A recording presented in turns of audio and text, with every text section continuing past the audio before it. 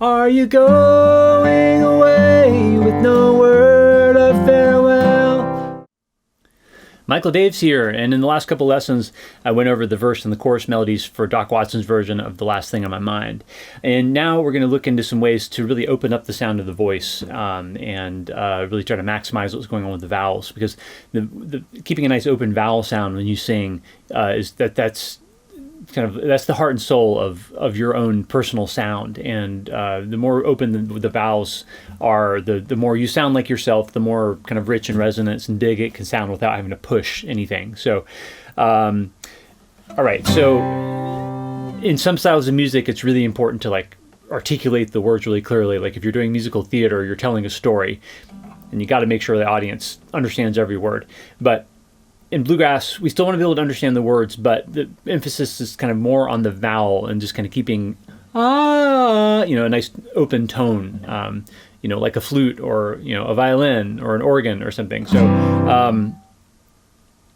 let me demonstrate the difference. So if I go, are you going away with no word of farewell? I'm like really kind of emphasizing the closure on each word. Are you go?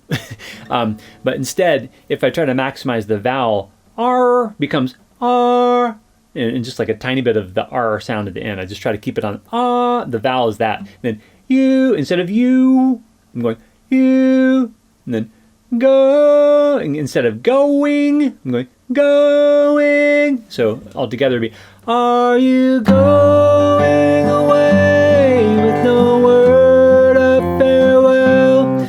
And what I'm trying to do is just keep the vowels open as possible and use the minimum amount of consonant articulation at the end of each word, just to make the word legible. I want to make sure people can understand what I'm saying, but like go as far as I can to keep those vowels open, because that's a nice open sound. You're hearing the resonance of my voice, and if you do it, you're going to hear the resonance of your own voice, and that's always a good thing. So another thing I recommend doing once you know a melody is to isolate it on vowels. Go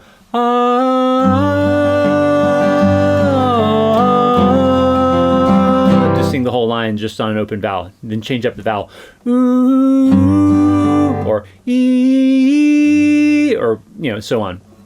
And that way you isolate one vowel at a time and really learn how your voice resonates on that vowel, and also relate to that line of music as a continuous sound rather than being kind of chopped up into words. And the more of that continuity you can get within each line, the better, and the bigger you're going to sound.